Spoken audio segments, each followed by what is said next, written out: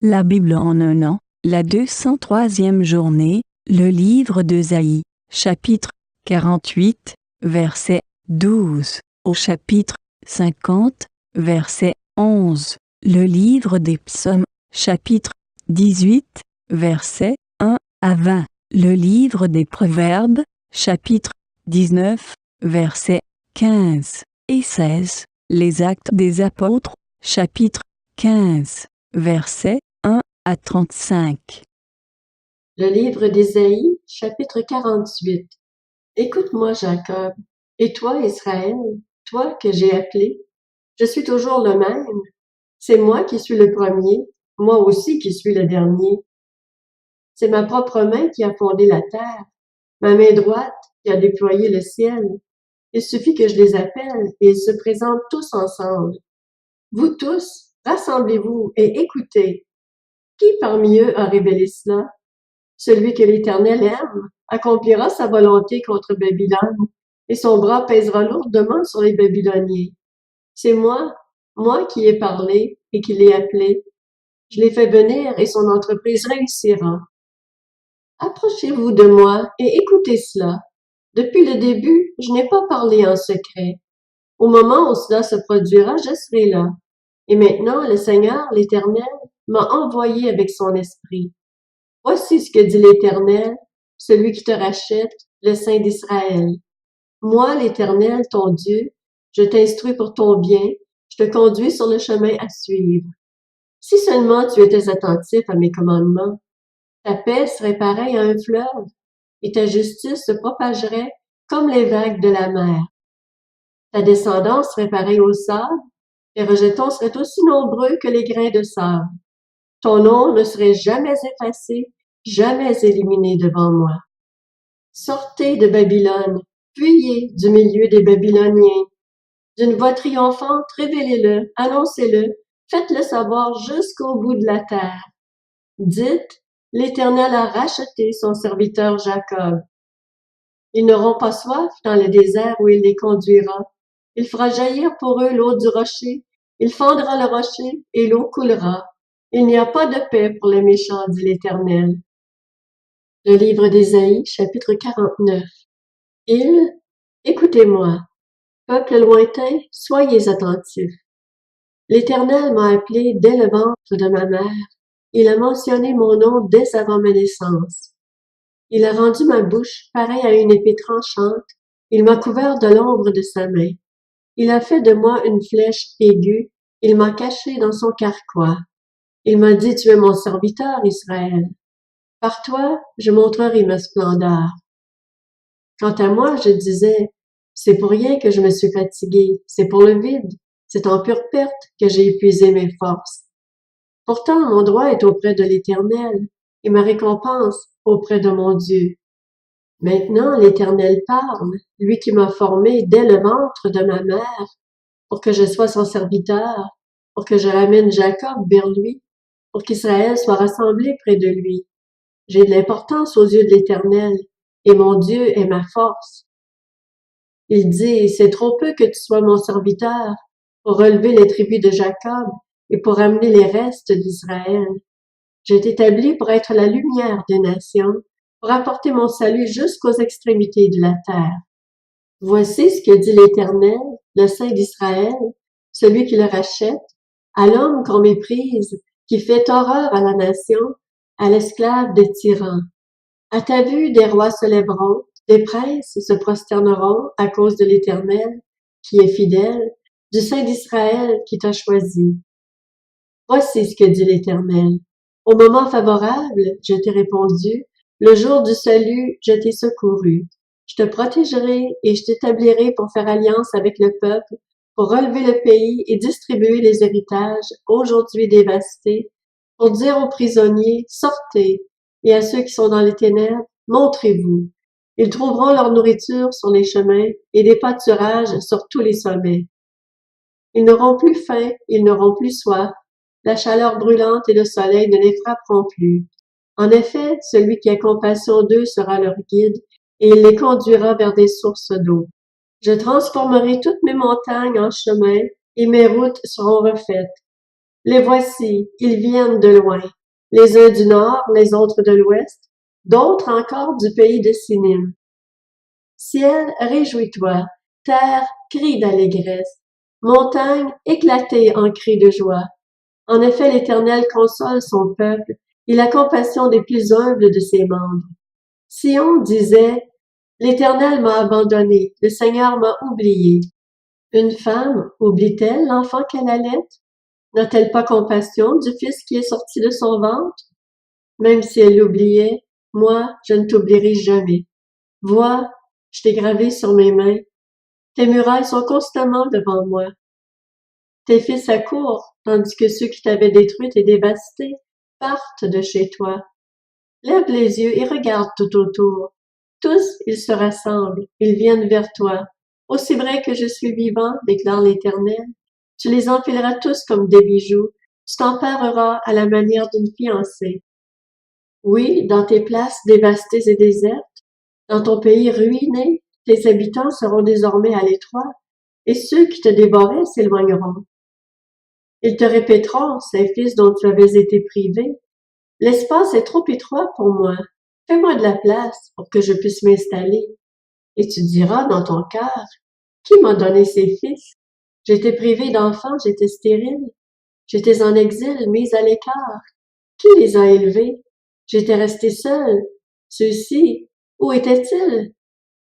Voici ce qu'a dit le Seigneur l'Éternel. Je lèverai ma main en direction des nations.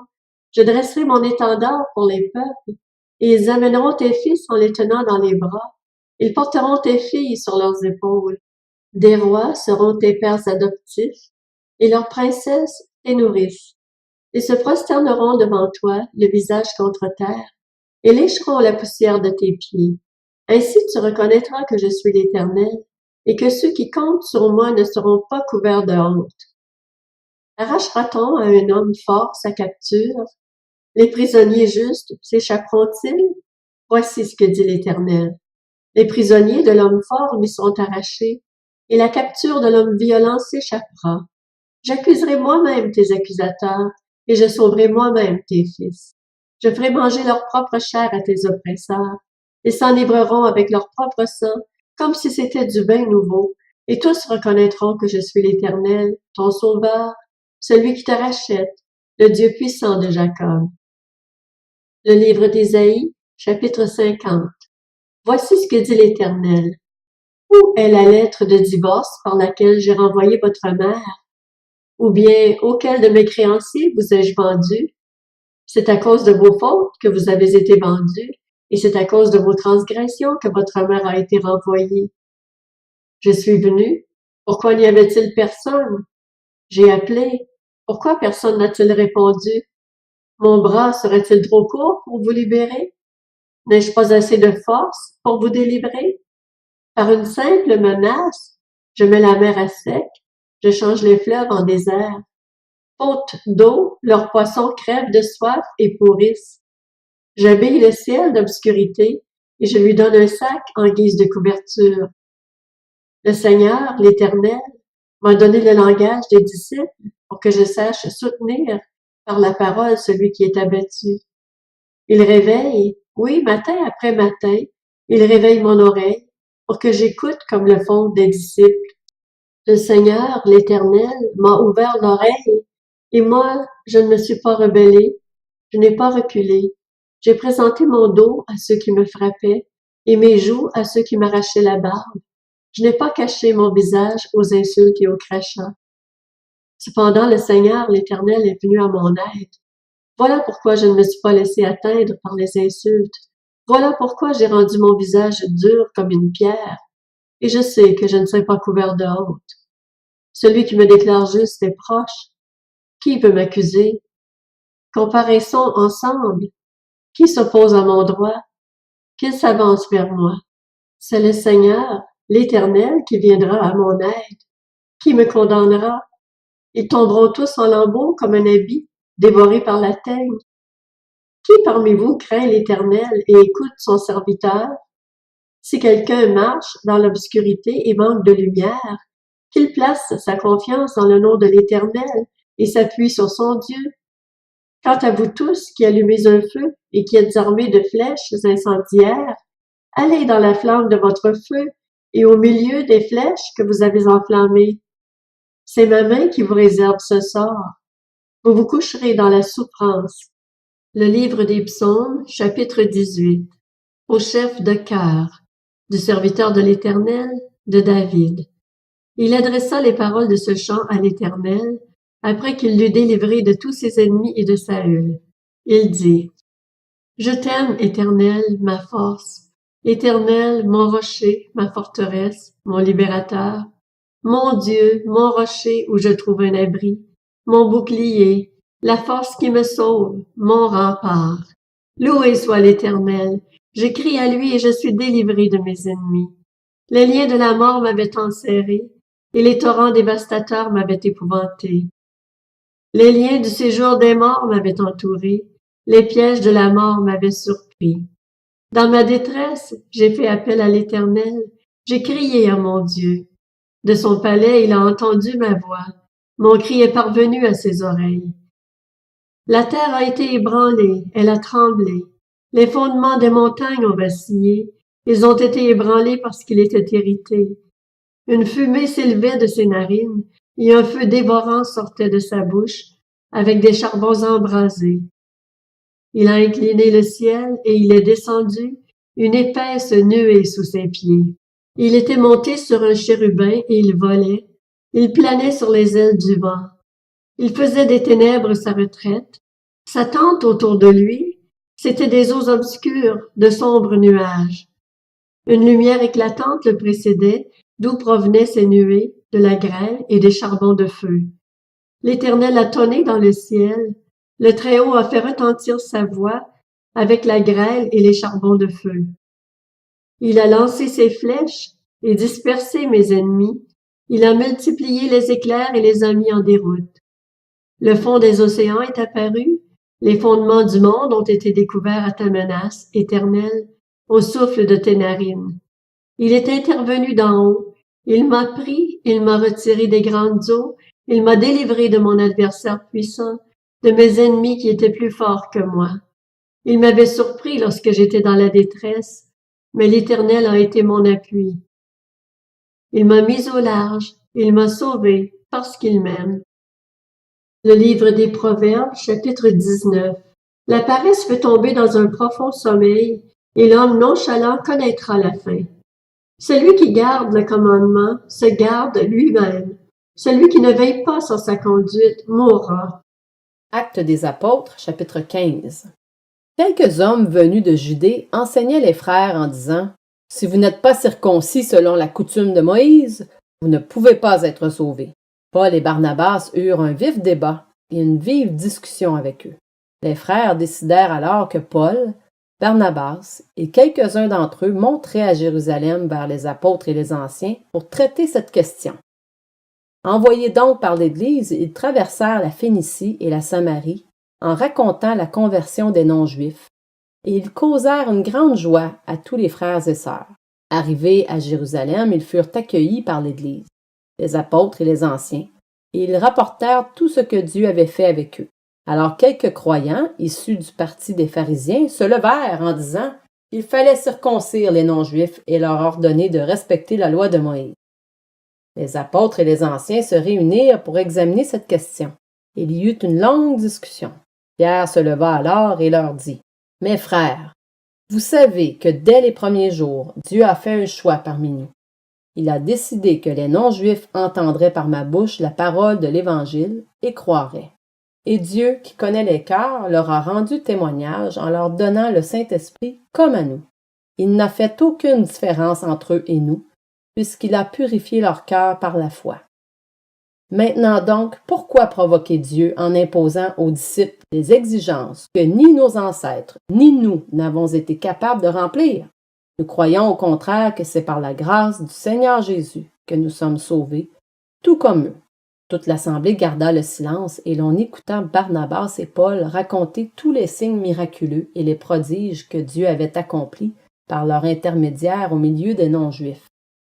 Lorsqu'ils eurent fini de parler, Jacques prit la parole et dit « Mes frères, écoutez-moi. Simon a raconté comment dès le début Dieu est intervenu pour choisir parmi les nations un peuple qui porte son nom. Cela s'accorde avec les paroles des prophètes, puisqu'il est écrit « Après cela, je reviendrai. Je relèverai de sa chute la tente de David. Je réparerai ses ruines et je la redresserai. Alors que le reste des hommes cherchera le Seigneur, ainsi que toutes les nations appelées de mon nom. C'est le Seigneur qui a fait tout cela. Et de qui cela est connu de toute éternité. C'est pourquoi je pense qu'on ne doit pas créer de difficultés aux non-juifs qui se tournent vers Dieu, mais qu'il faut leur écrire d'éviter les souillures des idoles, l'immoralité sexuelle, les animaux étouffés et le sang.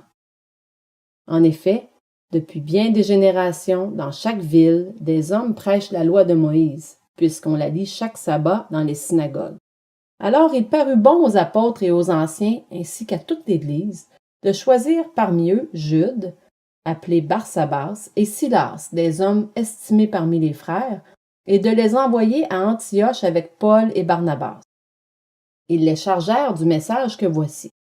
Les apôtres, les anciens et les frères, aux frères et sœurs d'origine non juive qui sont à Antioche, en Syrie et en Cilicie, salut. Nous avons appris que des hommes partis de chez nous, mais sans aucun ordre de notre part, vous ont troublés par leur discours et vous ont ébranlés en vous disant de vous faire circoncire et de respecter la loi. C'est pourquoi nous avons décidé d'un commun accord de choisir des délégués et de vous les envoyer avec nos bien-aimés Barnabas et Paul, ces hommes qui ont livré leur vie pour le nom de notre Seigneur Jésus-Christ. Nous avons donc envoyé Jude et Silas, qui vous annonceront de vive voix les mêmes choses. En effet, il a paru bon au Saint-Esprit et à nous de ne pas vous imposer d'autres charges que ce qui est nécessaire. Vous abstenir des viandes sacrifiées aux idoles, du sang, des animaux étouffés et de l'immoralité sexuelle. Vous agirez bien en évitant tout cela. Adieu. Ils prirent donc congé de l'Église et allèrent à Antioche, où ils réunirent l'assemblée et lui remirent la lettre. On en fit la lecture, et tous se réjouirent de l'encouragement qu'elle leur apportait. Jude et Silas, qui étaient eux-mêmes prophètes, encouragèrent les frères et les fortifièrent en leur parlant longuement. Au bout de quelque temps, ceux-ci les laissèrent retourner en paix vers ceux qui les avaient envoyés. Toutefois, Silas trouva bon de rester. Paul et Barnabas restèrent à Antioche. Ils enseignaient et annonçaient avec beaucoup d'autres la bonne nouvelle de la parole du Seigneur.